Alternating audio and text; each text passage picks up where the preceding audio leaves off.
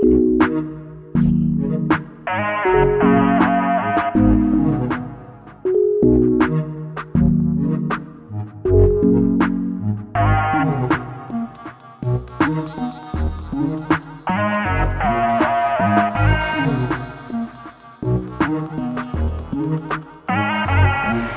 what's going on, guys? I was kind of just busy working away on the car. In regards to the rust, you guys were asking if I treated it or if I did any steps to make sure it doesn't come back. I pretty much just put that rust stuff on it, you guys saw that, and sanded it down before applying paint on it. So the paint that I used is actually this 415 stuff. For those of you guys that know what 415 is, it's pretty much just rust paint, and I went over and I sprayed things like the wheel arch here. There was a spot down there, it's covered up by black paint now. There wasn't too much rust that had gone through or was unrepairable, so most of it, almost all of it, is sanded down and sprayed with this stuff. Should prolong the life of it for quite a bit. Some other things that I've been up to is door jambs here. So in between the doors, you guys know I did the trunk already and the engine was already done last year. Now, what I'm up to, getting the car prepped for wrap. So there is a tentative date set for when I am wrapping the car, and that is December 1st. It gives me a little over a week to, fully prep this thing and make it look pretty under the wrap. So you guys can see I've got all the paint chips circled. Who just showed up? The coffee man.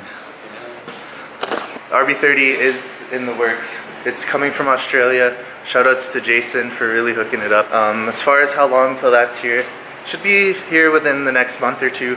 And from there, I still have all my 25 stuff, all my turbo, all that stuff should just bolt right up and should be good. How's school, man? It's gonna be good. Oh, school sucks. School sucks. But it's good for you. Yeah, tell us about that meme you showed me today.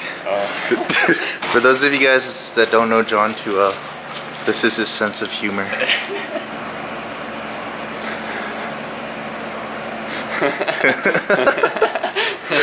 Alright, so at the moment, half of my car is in Ray's shop. We're going to be doing some bodywork and fiberglass to repair all my kit. And we pay him in coffee. Got your coffee.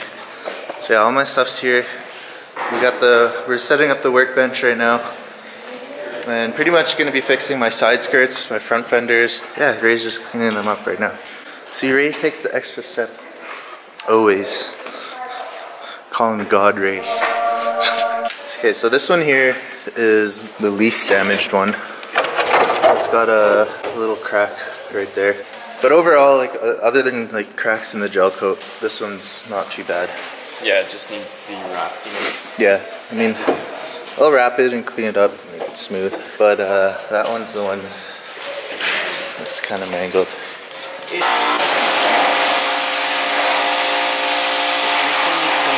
I know. Look, you can see the dirt.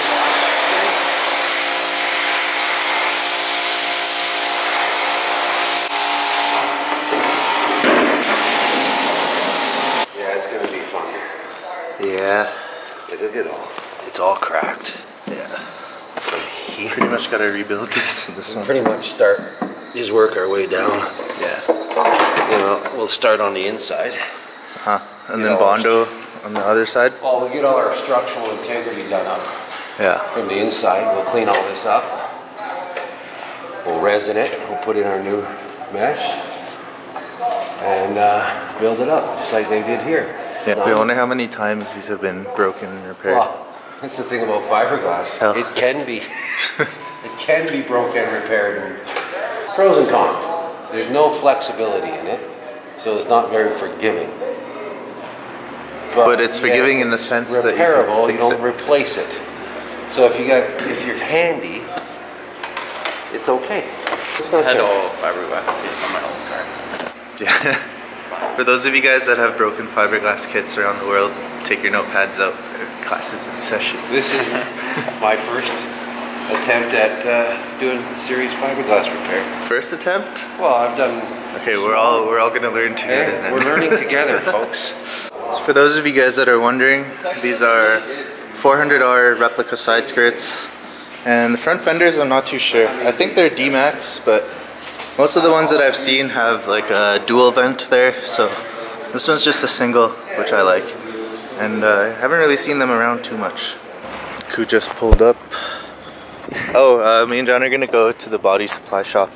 You wanna go to Fiberglass as well? Do you wanna come? Yeah, let's go. Yo, what are you I'm gonna do my interior A-pillars today. Brad, it's an old friend, yeah. It's not in the skyline though. Yo, that looks like a ripped off local sticker, man. Like, do you see his? Yeah, that's not our font, yo. Is Bradley running eBay local stickers? Yo, Brad. Why is your sticker not the correct font? Did you get that on eBay? That was the first one that he fucking Is that an Alibaba local sticker, man?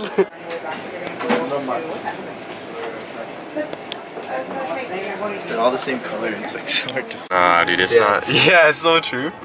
All these. It's all retired. Like, sick. Yo, that is get, actually you could sick. get Junction Produce at yeah, Fiberglass. literally, man. How much is this? Found it. Dude, and it's on sale. Sick. 100 meters. Just feel the Jeffrey. Yeah, that's nice. Charles keeps hitting the washers over and over again. He's used to the slammery. Alright, so now that we got the fabric, I've just made a little trim tool here. If you don't know what a trim tool is, it's basically just a very narrow piece of plastic that's used to get behind, obviously, trim panels. Ah, man, they just got this so ruined.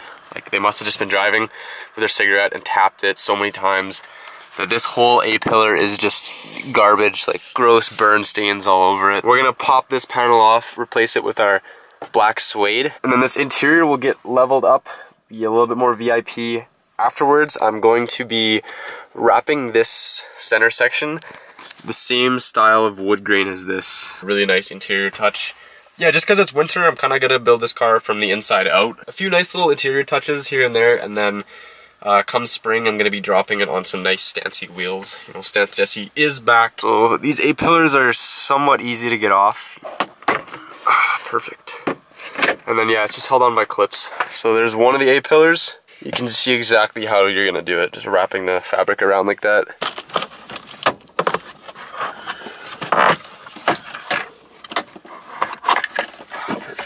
Holy shit! Oh, dude. Oh, that's disgusting. Yo, that just freaked me out. Gross. That's definitely from Japan. I've not seen a wasp like that in Canada.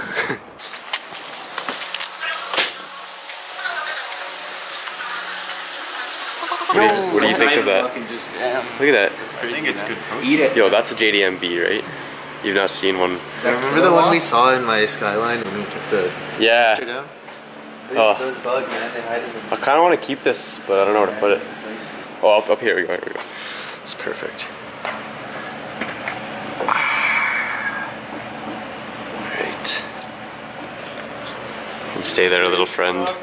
Oh, I thought you said you were leaving it on. I was, but the adhesive doesn't stick very well to other fabrics, so I'm gonna. Okay. I bought some like contact cement, and I'm just gonna stick it straight to this plastic. Nice. Get a nice snug finish. Should be sick. It's nice to see it's not hard to get that stuff off. Yeah. Yeah, I thought this was gonna be really hard, but yeah, it's actually pretty easy. Like a mammoth tusk or something. Is the Aristo looking cleaner than the Slamry? Yeah. Look how much lower we are. True. It's lip low. You guys are lip low. Look at that. No, dude, look at the roof. Look at the roof line. Yeah. Look at the. You don't even have a banner You yet. can see Taller under your car. car, man. We can't see under your car. You can't see under your lip. Nah. Dude, we're roof low, banner low. Remember when Isaac was always like, "Oh, I'm lower because my roof's lower." Like you don't. The hard surface. Yeah, that's gonna look nice, eh? Yo, we should do this to the Slamry. Make it VIP. No. Like nice felt. Yeah. Yo, do you have extra? No. I might actually. It's like we get sponsored. It's like we get sponsored for vinyl after he does it. Yeah. Let's just try to get sponsored. When you guys do interior vinyl work, I'm just saying, then when you spray your glue on, adhesion is everything, bud. Yeah. Lessons from Ray. Adhesion is everything. Good work starts at the beginning, not at the end. Nah, good work is touched up at the end. I like the feeling of this. Ray convinced me to do this. Convinced you to do it the right way? Yeah. Yeah, same. Alright, so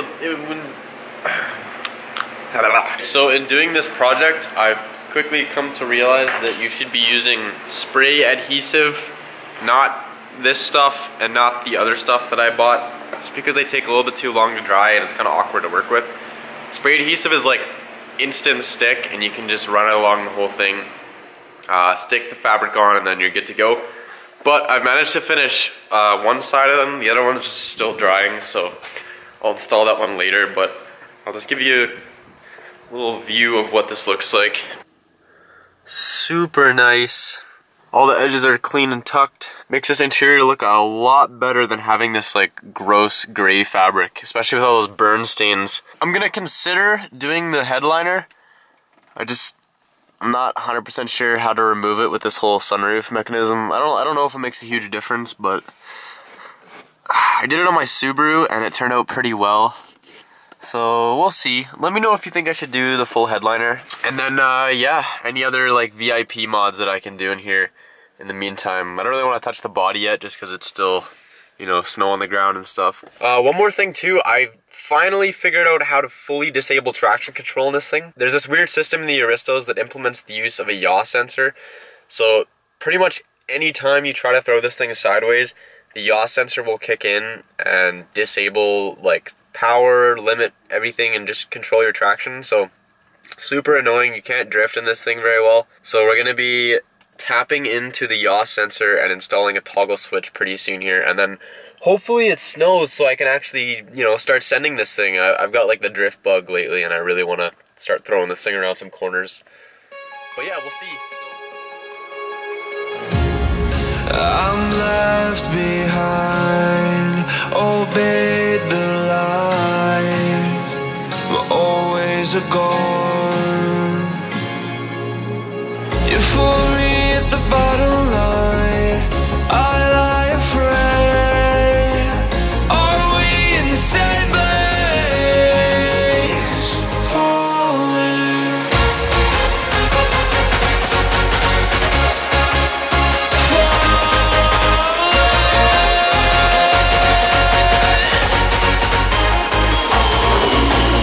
We're going to overfill it so that it'll be sticking out of here, and then we'll knock it all down after it's dry and start shaping it from the outside. We'll get all our structural done from the inside. If you leave loose fiberglass out and try to repair that, then it's not going to set right. It's going to have air in between it, Like right here. and yeah.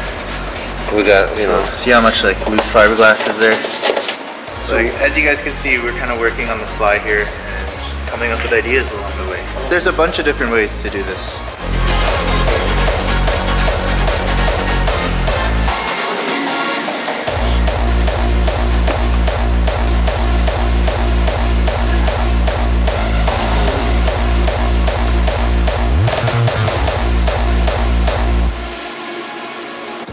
Alright, so I think we didn't put enough hardener in the resin, so this might take a little bit longer to dry. But by the time I get back tomorrow, that should be ready to fill on the outside. Yeah, that kind of crack that was in the middle there, we're going to fill it with this. And once that is hardened, we can easily smooth it down. Yeah, made good progress today.